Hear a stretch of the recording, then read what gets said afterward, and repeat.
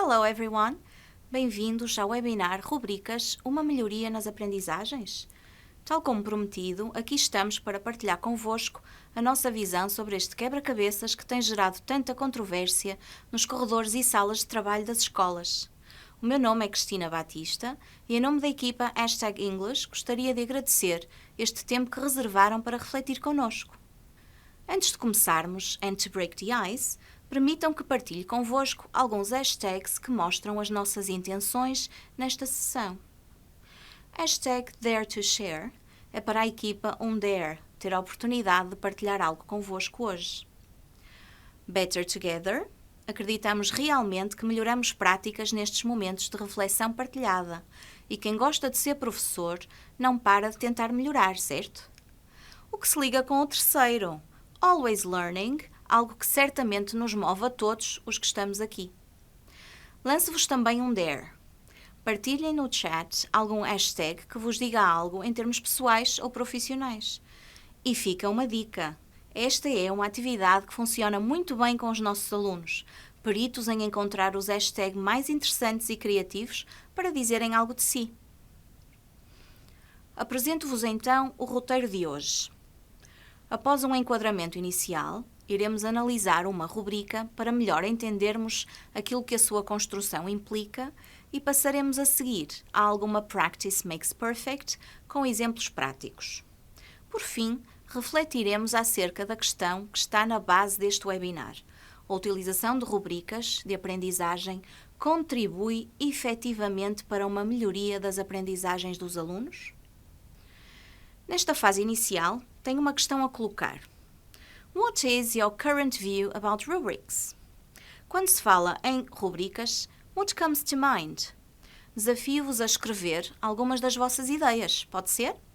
Estejam a trabalhar com elas ou não, tenham ideias claras ou não, podem fazê-lo aqui no chat ou junto de vós, é importante que registem algo. Estas ideias iniciais serão revisitadas no final da nossa sessão, mas é importante que as registem agora. Começamos então com a palavra rubric. Rubrum em latim, o que significa red, vermelho. Começamos já a ver aqui algum sentido. As nossas correções, tradicionalmente a vermelho. No passado, as regras da liturgia e serviços religiosos também eram impressas nas margens a vermelho. E se verificarmos as definições da palavra no dicionário, também encontramos algo interessante. An authoritative rule.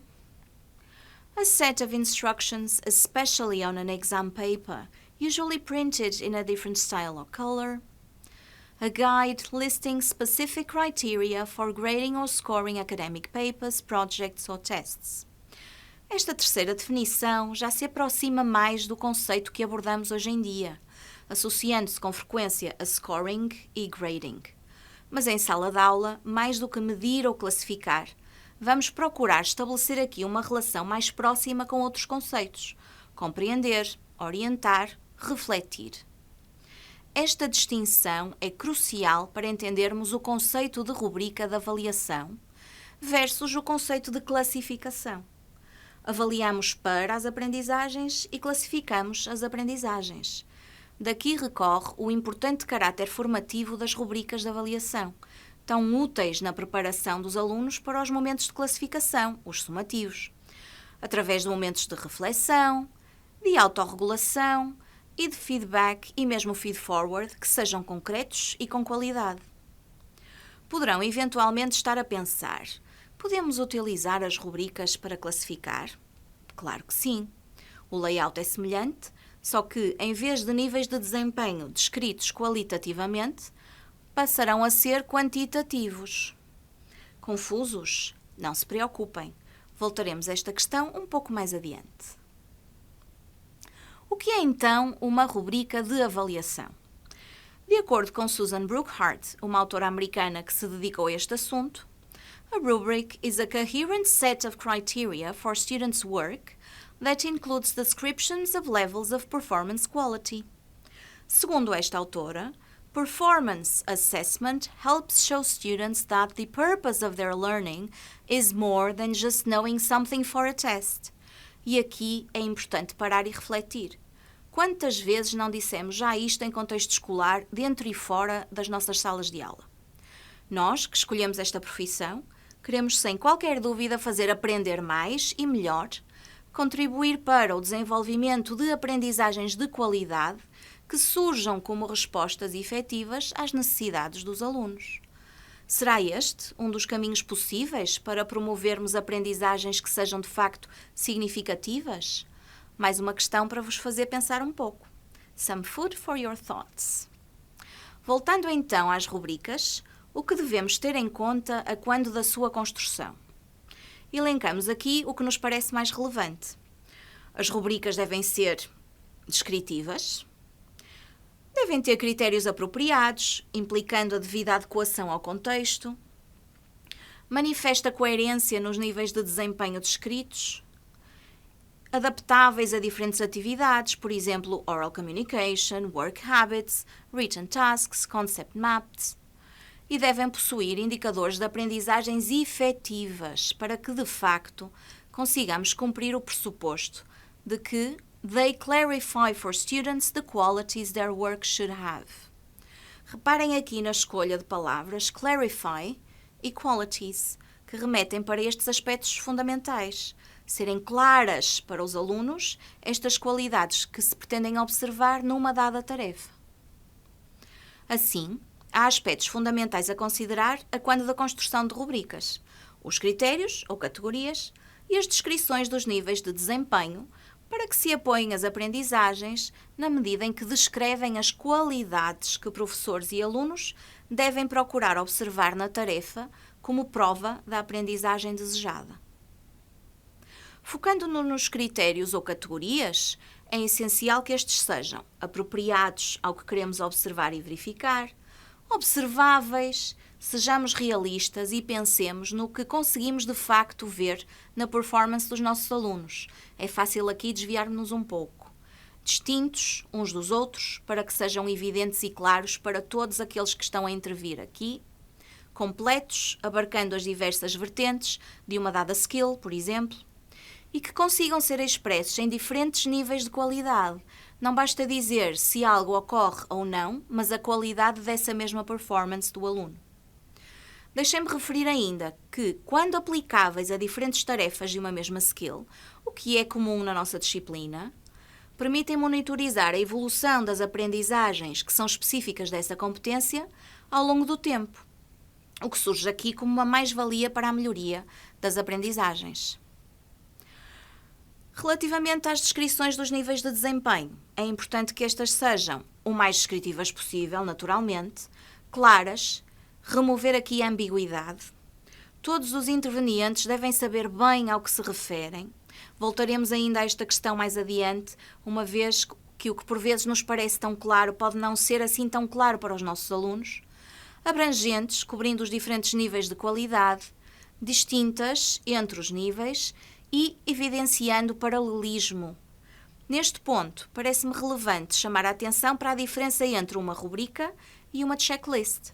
Ambas importantes, em diferentes momentos, dependendo do que se pretende observar ou aferir, sobressaindo aqui a vertente mais descritiva e qualificativa dos níveis de desempenho da rubrica. A checklist poderá, inclusive, surgir como apoio a algum nível de desempenho se acharmos benéfico para os nossos alunos. Estou aqui a pensar em atividades de writing, quando quero ter a certeza que eles incluem no seu trabalho tudo aquilo que é necessário.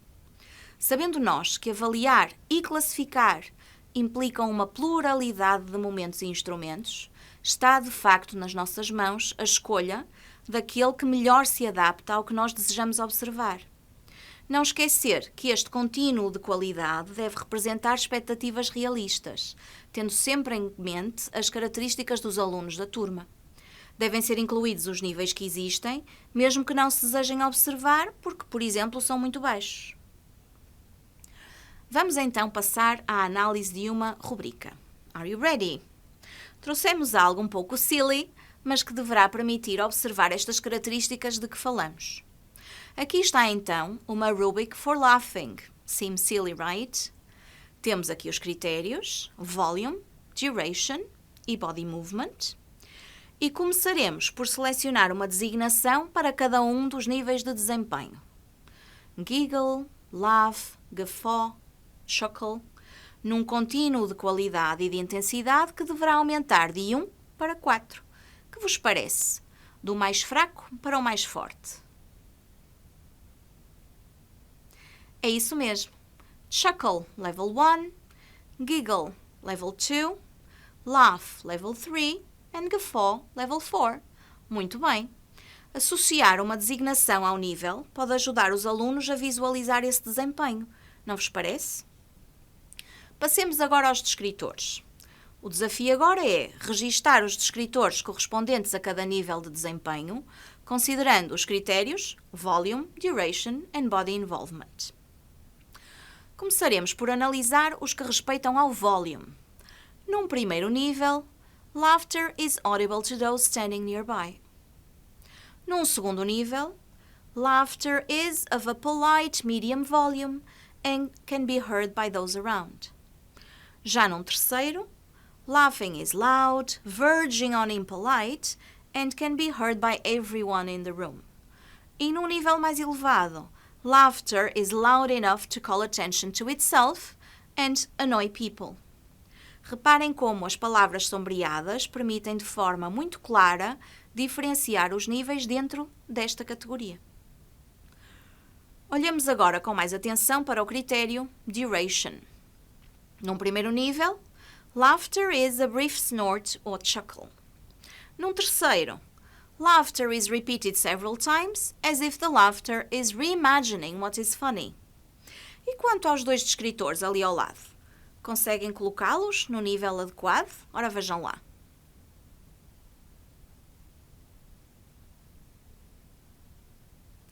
É isso mesmo. Num segundo nível, laughter trills, cackles or giggles for at least one repeat cycle. E num nível mais elevado, laughter is self-sustaining, perpetuating itself until it becomes necessary to stop. Mais uma vez, verificamos que as palavras sombreadas permitem de forma muito clara diferenciar estes mesmos níveis. E quanto ao critério Body Involvement? Onde colocamos as descrições que faltam? Pensem lá um bocadinho.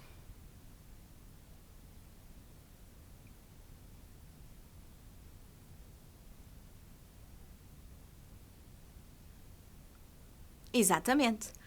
Lips may open or stay closed corresponde ao primeiro nível, chuckle.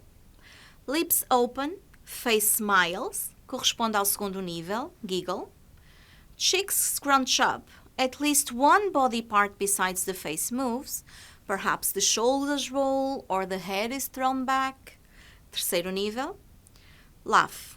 E no último, temos até a possibilidade do falling down. Inequivocamente, há aqui um crescendo de intensidade da performance que queremos observar.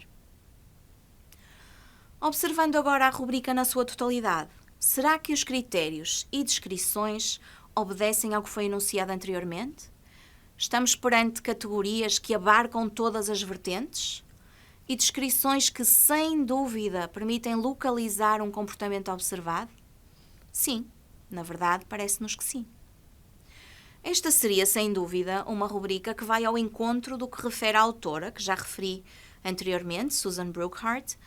Rubrics are good vehicles for sharing learning targets with students. Mas como fazer esta partilha com os alunos? Neste momento, parece-me crucial dizer que há diferentes formas, com maior ou menor participação e envolvimento dos alunos, mas naturalmente que cada um de nós, na sua sala de aula, no seu contexto, deverá decidir o que poderá funcionar melhor. Permitam-me partilhar e sugerir algumas formas de o fazer. Partilhar e discutir a rubrica com os alunos permitirá clarificar, questionar, reformular e redefinir, ou seja, implicá-los e melhor adaptar a rubrica ao contexto.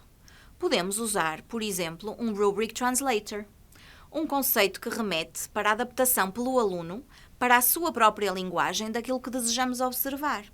Se o aluno reescrever o descritor com as suas próprias palavras, vai de facto perceber o que se pretende. Poderá até ser necessário esta questão de translator tomar o seu significado literal. Se trabalharmos a rubrica em inglês e houver alunos com dificuldade em acompanhar, Mais uma vez, cada um de nós, professor, pode e deve adaptar-se o mais possível às necessidades dos seus alunos, sempre com este intuito de clarificar e apontar o melhor caminho para, ultimately, fazer aprender mais e melhor. Podemos também fazer com os alunos o que fizemos agora há pouco, levá-los a fazer corresponder respostas a critérios e descritores para que melhor compreendam o que se pretende observar ou aferir e como. Surgindo como um desafio ou um exercício, os alunos irão prestar mais atenção à nossa rubrica, convocando-se assim na sua participação, até permitindo alguma adaptação que possa surgir de ideias deles. Para aqueles contextos em que há já um maior grau de autonomia e capacidade de reflexão, podemos, de facto, construir a rubrica com os alunos. Naturalmente, será possível uma maior clareza e entendimento do que se pretende e poderemos atingir uma maior responsabilização do aluno na sua aprendizagem. Para esta construção colaborativa, há diferentes exemplos. Trago-vos dois. O Post-it Model, que implica que os alunos em grupo criem dimensões e descritores. As suas ideias são escritas em post-its que se agrupam, por exemplo, num póster na sala, de acordo com o conteúdo. Na prática, pedimos que registrem 2 ou 3 ideias, uma por post-it, acerca de como atingir a excelência numa dada task. Colam-se numa superfície para que todos possam ver e agrupam-se, criando assim as diferentes dimensões, os criteria. O mesmo processo é feito para se escreverem os diferentes níveis de desempenho. Resultado, diferentes pósteres pela sala irão converter-se na rubrica dessa turma. Já outro modelo, o 4x4 ou 4x4, os alunos em grupos de 4 escrevem 4 categorias para uma dada atividade, partilham, podem até votar nas 4 melhores opções, passam a ser as 4 categorias dessa rubrica. Novamente em grupo, escrevem 4 níveis para cada dimensão ou categoria e o processo de partilha e seleção repete-se. Sei o que estão a pensar. Na teoria é interessante, mas na prática, no meu caso, na minha sala, com os meus alunos, não sei. Entendo-vos bem. Será algo muito mais partilhado entre todos, mas que também envolve mais tempo de aula, o que nem sempre poderemos despender. Como referi há pouco, cada um de nós melhor saberá o que se adequa ao nosso contexto. Não esqueçamos, porém, que esta partilha é importante para que, de facto, rubrics, teachers, students e learning targets possam estar devidamente alinhados. Numa vertente mais prática, trazemos agora 2 atividades pensadas para o 11º ano, subordinadas à temática World of Work, uma de writing, mais curto, e outra de speaking, para que possamos praticar a construção de rubricas. Ready? A primeira tarefa é a seguinte. In a few years, you'll be finishing your studies and then what? Is your future right before your eyes? What would you like to do? Write your answer in about 45 words. Para esta atividade escrita curta, propomos utilizar os critérios e descritores listados abaixo. Há apenas um descritor para cada critério. Que descritor corresponde a que critério? E qual o nível de desempenho descrito? 3, 2 ou 1? Tentem começar a construir a rubrica.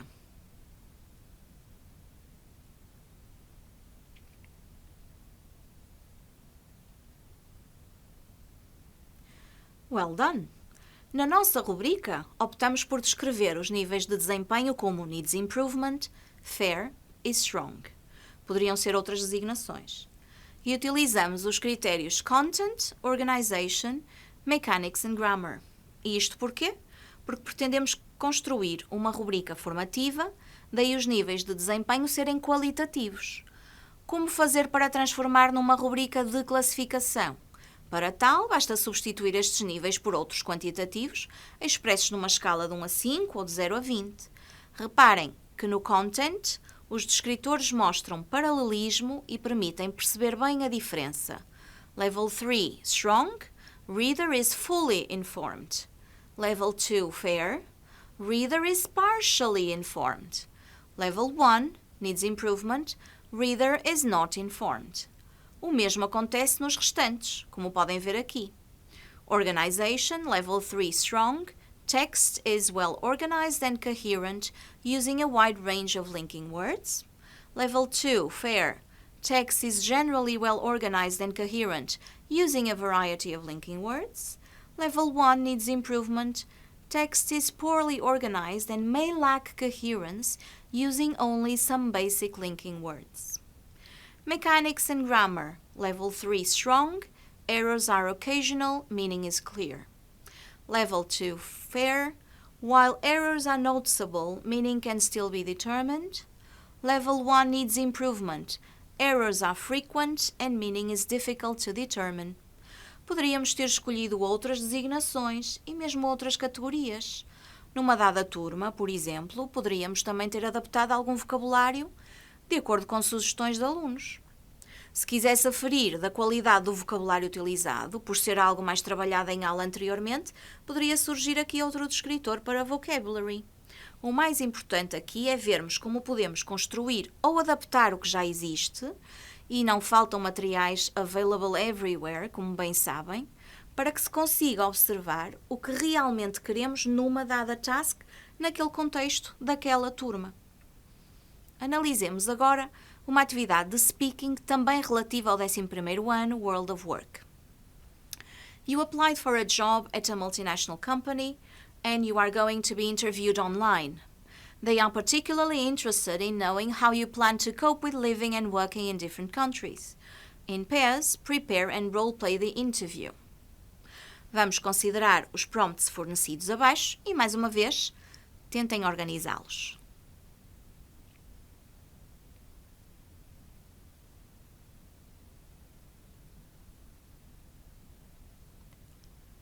Sugerimos então a seguinte rubrica, mantendo a terminologia Needs Improvement, Fair e Strong nos nossos níveis de desempenho. Mais uma vez, há a preocupação de distinguir e descrever o mais possível, mantendo o paralelismo, o que pode implicar apenas a troca de algumas palavras entre os níveis, como podem ver aqui. Grammar and Vocabulary, Level 3 Strong, shows control of complex grammatical forms, uses a wide range of vocabulary. Level 2 Fair, shows control of simple grammatical forms, uses a suitable range of vocabulary. Level 1 needs improvement, shows some control of simple grammatical forms, uses a limited range of vocabulary. Discourse Management, Level 3 Strong, contributions are relevant and there is a clear organization of ideas. Level 2 Fair, contributions are not always relevant and the organization of ideas may not be very clear. Level 1 needs improvement. Contributions are often irrelevant and the organization of ideas is confusing. Interactive communication, Level 3 strong, keeps the interaction going with no support. Level 2 fair, keeps the interaction going with very little support. And Level 1 needs improvement, only keeps the interaction going with support. Espero sinceramente que estas duas rubricas possam ser exemplos úteis e, quem sabe, ainda as possam operacionalizar este ano na sala de aula com as vossas turmas de 11º ano. Aproximamo-nos da nossa questão central. Melhoria nas aprendizagens? Alguns de vocês poderão estar a pensar em coisas como isto dá muito trabalho, é muito confuso, com tantas turmas não tenho tempo para rubricas e ainda ter que cumprir o programa, ou eu já faço isto desde sempre, o que é que isto traz de novo ou de diferente? Todos estes pensamentos são legítimos. O que o aluno precisa de saber é quais são os pontos fortes e fracos da sua performance. Para isso, o avaliador precisa de estabelecer critérios que lhe permitam dialogar de modo objetivo com aquele que está a ser avaliado. O uso de rubricas facilita este diálogo. Quantas vezes já tentaram dar notas aos trabalhos dos vossos alunos e descobriram que os critérios de avaliação eram vagos e a descrição do desempenho esperado era nitidamente subjetiva? Seriam capazes de justificar a nota ou o resultado se tivessem que defender a vossa avaliação? A rubrica é um instrumento autêntico, particularmente útil no tratamento de critérios avaliativos que são complexos. Quanto ao tempo, será que é um tempo perdido?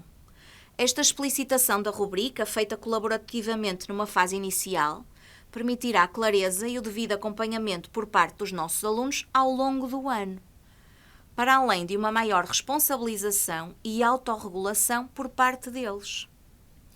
A rubrica é uma ferramenta de avaliação autêntica desenhada para simular atividades da vida real em que os alunos estão empenhados na solução de problemas concretos.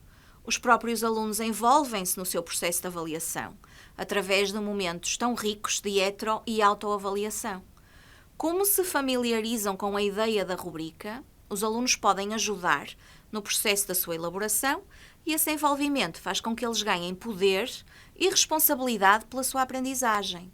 Com isso, o seu aprender vai ser mais focado, vai ser mais orientado. Já em jeito de conclusão, permitam-me focar aqui alguns pontos essenciais. Com estas propostas de trabalho em sala de aula, parece-me possível, de facto, comunicar diferentes intenções e expectativas, o que confere maior objetividade, mais consistência a todo o processo de avaliação.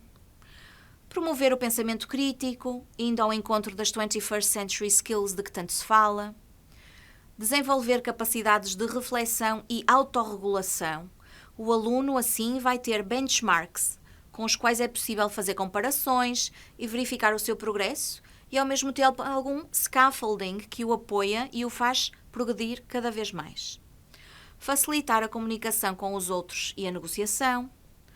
Contribuir para que o feedback, o feed-forward e o self-assessment sejam realmente mais efetivos. Conseguimos claramente mostrar-lhes aquilo que eles precisam de fazer para atingir um certo nível numa performance. E não serão todos estes aspectos uma forma de melhorar este fazer aprender? De tornar mais significativas as aprendizagens dos nossos alunos? Mesmo antes de terminar, peço-vos apenas que revisitem aquilo que escreveram no início desta reflexão partilhada. Ao revisitarem as primeiras ideias registadas hoje, será que mudou alguma coisa? Será que algumas ideias foram um bocadinho mais claras? Escrevam, por favor, o vosso feedback aí no chat. É realmente importante para nós. E assim chegamos ao fim deste webinar. Mais uma vez, obrigada por estarem connosco, por permitirem esta partilha e, sobretudo, pela coragem de quererem sempre fazer mais e melhor. Os materiais de apoio a este webinar serão disponibilizados brevemente. Façam-nos chegar as vossas ideias, dúvidas, reflexões pelo e-mail que aqui podem ver. E até breve. Stay strong and stay safe. Thank you.